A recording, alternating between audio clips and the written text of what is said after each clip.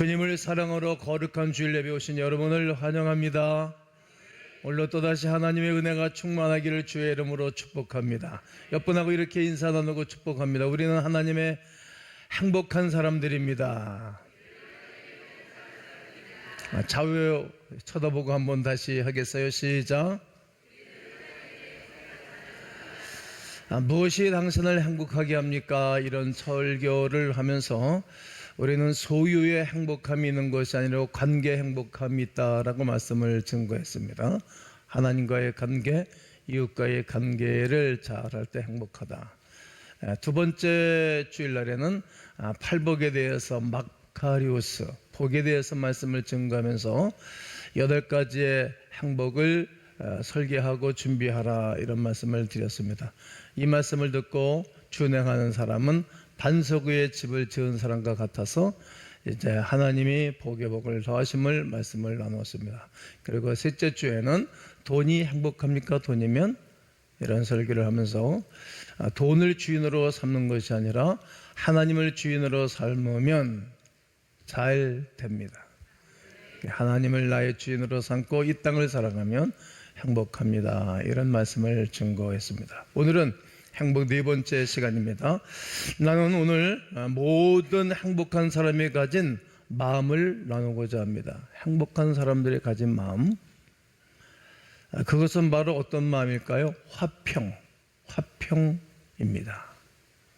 하나님과 화평한 사람이 행복한 사람입니다.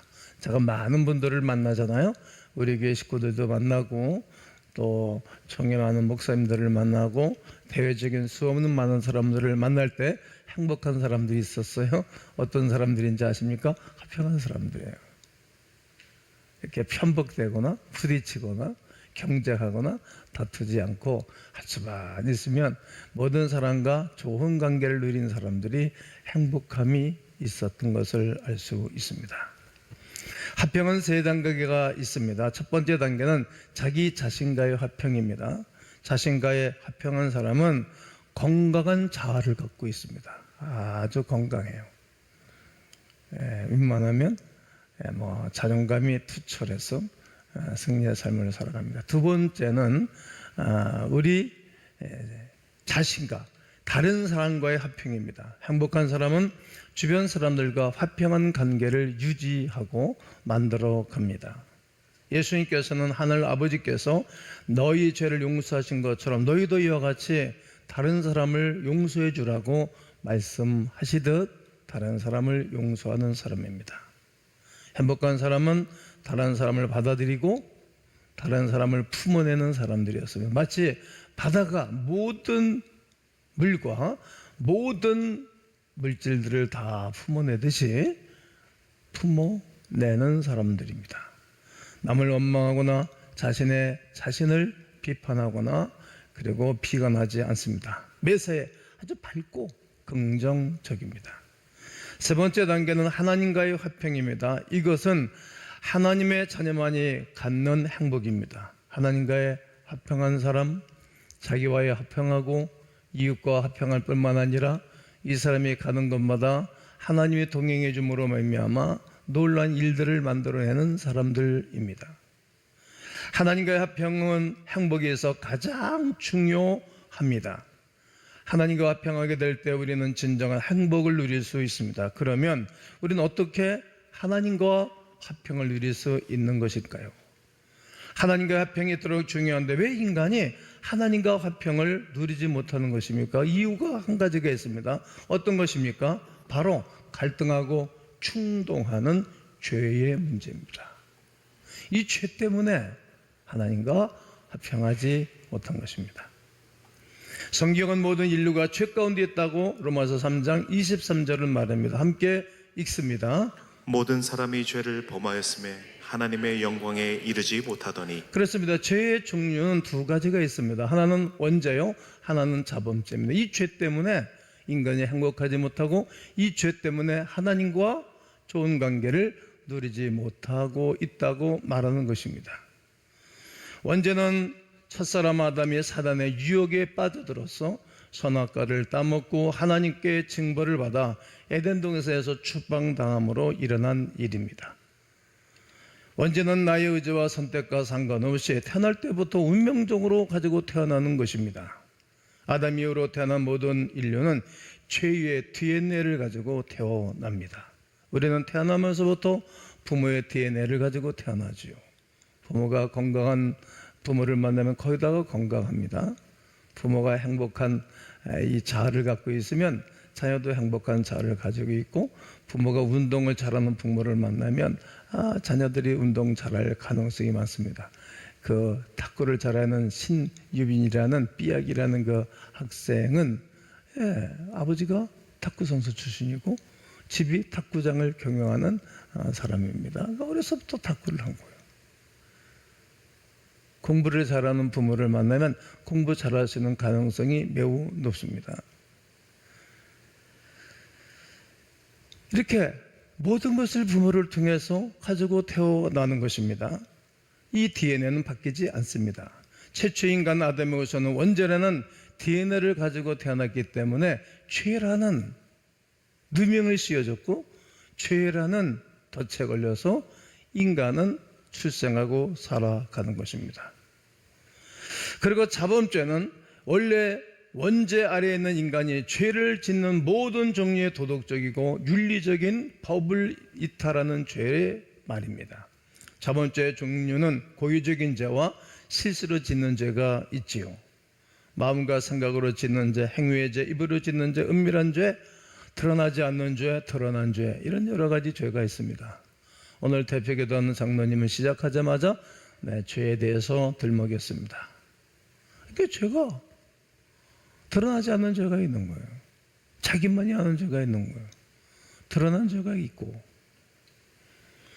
이 원죄와 자범죄가 가져오는 것입니다. 로마서 5장 12절을 함께 읽겠습니다. 시작.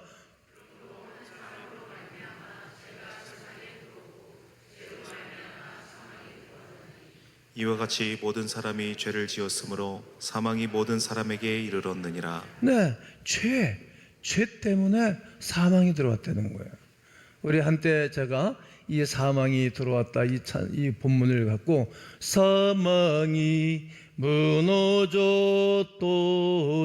인류의 사망을, 개인의 사망을 누가? 그리스도 예수께서 무너뜨린 거예요.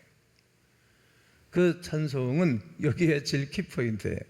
사망이 묻어졌어요. 이 사망이 왕 노릇하는 거예요. 여러분 마음에, 저의 마음에, 이 모든 사람들의 마음에 사망이 왕 노릇하니까 어쩔 수 없이 죄를 짓고 죄에 이끌려 살고 죄에 져서 살고 죄인으로 살아가는 것입니다. 그 죄는 아담 한 사람으로부터 끝난 것이 아니라 아담에 오서 모든 사람들에게 죄가 전가된 것입니다. 그래서 죄인인 것입니다. 언제가 제가 하나님 앞에 항거하기를 시작해서, 하나님 억울하면 왜 내가 죄인입니까? 내가 죄를 짓고 산 것도 없고 내가 태어나면서도 왜 죄라니요? 그랬더니 뚝 떠오른 것이 있었으니 바로 본문이고, 그리고 연자죄. 부모가 내 연자죄를 지으면 그 자녀들이 그 괴로움을 당하고 어려움을 당하는 것입니다. 이 죄는 우리 영혼에 사망을 가져온 것입니다. 죄의 DNA를 가지고 태어난 모든 인류는 한 사람도 빠짐없이 사망을 향해 달려가고 있는 것입니다. 언젠가 사망의 문턱에 모든 사람들이 이르게 될 날이 있는 것입니다. 이것은 인간이 거부할 수 없는 운명입니다. 그런데 하나님의 아들 예수 그리스도께서 이 땅에 오셔서 십자가의 인류의 모든 죄를 대신 지시고 죽으셨습니다. 이것은 인류의 엄청난 획기적인 사건이었습니다. 하나님과 인간을 가로막던 죄의 벽을 육체로 십자가로 무너뜨리셨습니다. 할렐루야. 사망을 향해 달가던 인류의 모든 운명을 바꿔놓은 거예요. 대한민국이라는 나라가, 조선이라는 나라가 얼마나 못 배우고 헐벗고 여성들을 무시당하고 그러는 세대에 선교사들이 복음을 가지고 와서 대한민국에 획기적인 변화를 가지고 온 거예요. 여성들은 있는데 이름도 없었어요. 우리 고모 이름이 김씨입니다. 우리 고모 김씨. 저희 아버지 함자는 친정리자 나라국자를 썼어요. 여성을 사람 취급도 안 했어요. 하다못해 옛날에는 쌀밥 보리밥인데 아들을 낳으면 쌀밥, 딸을 낳으면 보리밥 그랬어요. 뭐 나왔어요? 그러면 아이 보리야 보리. 여성들을 우습게 여겼어요.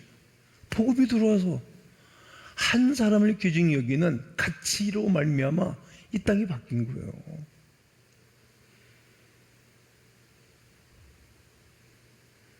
여러분, 십자가의 의미는, 예수 그리스도의 의미는 민족을 바꾸고 세대를 바꾸고 가문을 바뀌고 우리 모두의 삶을 송두리째 바꾸어 주시는 것입니다. 예수님께서 우리를 흑암의 권세에서 건져주시고 사랑의 나라, 하나님의 사랑의 나라로 옮겨주신 것입니다. 그것이 골로새서 1장 13절에 기록하고 있는 것입니다. 함께 읽겠습니다. 그가 우리를 흑암의 권세에서 건져내사 그의 사랑의 아들의 나라로 옮기셨으니. 아멘. 누가? 그가 예수 그리스도께서 우리를 흑암의 권세에서 건져내 주사 아들의 사랑의 나라로 옮겨주신 것입니다. 요한복음 3장을 가보게 되어지면 니고데모라는 관원이 밤늦게 예수님을 찾아봤습니다. 밤늦게 예수님을 찾아왔다는 얘기는 다른 사람들이 띄지 않도록 복음에 대해서 확실함이 없었으니까 사람들을 숨기고 온 것입니다. 그래서 어떻게 하면 영생을 얻으리까? 이렇게 예수님께 물었습니다. 그랬더니 예수님께서 뭐라고 말씀하십니까? 야, 너 그 관원으로서 그거 모르니? 네가 거듭나야 되겠다 하시면서 하신 말씀이 어떤 말씀입니까? 너희가 물과 성령으로 거듭나지 아니하면 하나님 나라를 볼 수 없느니라. 그리고 5절에서 하나님의 성령의 역사하심이 없고 거듭나지 아니하면 하나님 나라에 들어갈 수 없느니라 라고 말씀하셨습니다. 거듭남이 무엇입니까? 거듭남은 우리가 어머니 뱃속에 다시 들어갔다가 나오고 다시 태어난 것이 아니라 하나님의 은혜로 예수 그리스도를 믿음으로 말미암아 우리 속사람이 다시 새롭게 태어나는 것입니다. 그것이 번 어게인입니다. 다시 태어나는 거예요. 나는 사망의 그늘에 앉아있어 내 속에 내 영혼이 죽어 있었는데 그 예수를 믿음으로 말미암아 다시 새롭게 태어나는 거예요. 다시 새로워지는 것입니다. 우리에게 새로운 신분증과 새로운 여건과 새로운 증명서가 주어지는 것입니다.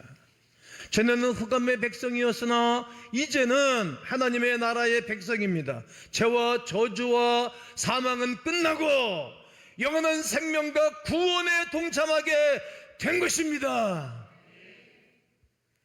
이것은 인간의 행위에서 비롯되는 것이 아닙니다. 오직 은혜, 오직 그를 믿음으로 말미암아 주어지는 하나님의 선물입니다. 이것을 신학적 용어로 칭의라고 합니다. 칭의란 인간의 행위가 아닌 오직 믿음으로 누구를? 예수를 믿음으로 하나님 앞에 의롭다 하심을 받는 일입니다. 여기에는 인간의 어떤 선행과 공로도 필요하지 않습니다. 오직 예수 그리스도의 죽으심과 그리고 죄가 없으시사 부활의 놀라운 능력을 행하신 우리 하나님의 거룩한 역사하심으로 다시 부활하신 예수 그리스도, 그를 내 마음속에 받아들이고 그를 믿는 사람들에게는 이 칭의, 믿음으로 말미암아 구원을 받고 새로워지는 거룩한 은혜가 오늘도 일어나게 될 줄로 믿습니다. 우리가 그 예수를 마음으로 믿어 의에 이르고 입으로 시인하여 구원에 이르는 길을 우리 주님이 제정해 주신 것입니다. 로마서 10장 10절을 다 함께 읽겠습니다. 사람이 마음으로 믿어 의에 이르고 입으로 시인하여 구원에 이르느니라. 아멘. 우리를 묶고 있는 모든 죄와 저주와 사망은 물러가고 흑암의 권세에 묶여있던 우리가 이제는 하나님 아들, 하나님의 나라로 옮겨가는 위대한 역사가 오늘도 또다시 일어나기를 주의 이름으로 축원합니다.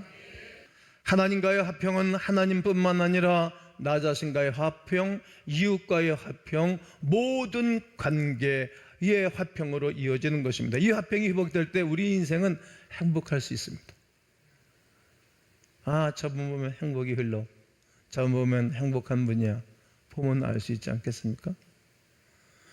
그래서 행복을 위해서는 지금 이 순간 그 하나님의 사랑을 받아들이는 시간 되기를 주의 이름으로 권면하고 축복합니다. 예수 그리스도의 십자가의 그 사랑을 받아들일 때 하나님의 자녀가 되어 하나님과 영원토록 화평을 누리게 될 뿐만 아니라 행복의 길로 나아갈 수 있습니다. 하나님이 여러분을 사랑하십니다. 다른 사람을 사랑하는 것이 아니라 여러분 개개인을 말하고 권면하고 또 찾아오고 여러 가지 방법으로 사랑을 베풀어 주십니다. 하나님을 위해서 헌신하고 온전히 100% 희생을 하셨습니다. 우리와 화평하기 위하여 어떤 대가를 지불하셨습니까? 그 아들 예수를 이 땅에 보내주셨고, 그 아들 예수 그리스도를 십자가에 못 박아 죽는 데 내어주셨고, 그 고통스러운 시간들을 우리 하나님이 함께 해주시고 바라보고 계셨던 것입니다. 하나님 우리를 흑암의 나라에서 건져 하늘나라로, 사랑의 아들의 나라로 옮겨가게 해주신 것입니다.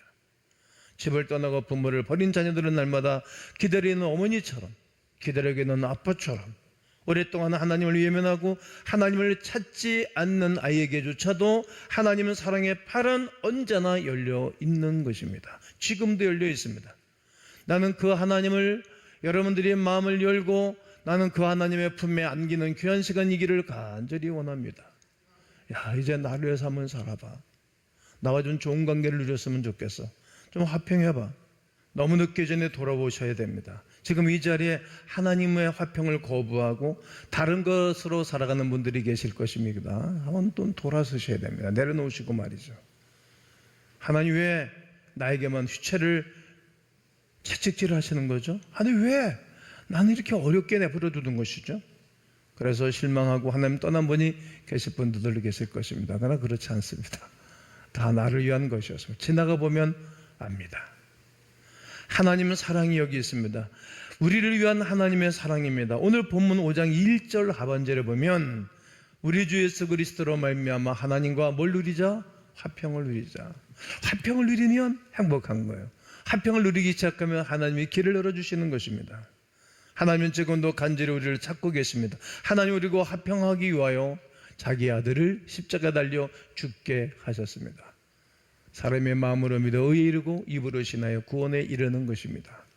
자기 땅에 오며 자기 백성들이 영접하지 아니하으나 영접하는 자 곧 그 이름을 믿는 자들에게는 하나님의 자녀가 되는 권세를 주셨으니 오늘날 이 거룩한 은혜가 오늘 난 여러분 모두에게 임재하시기를 예수 그리스도의 이름으로 축원합니다.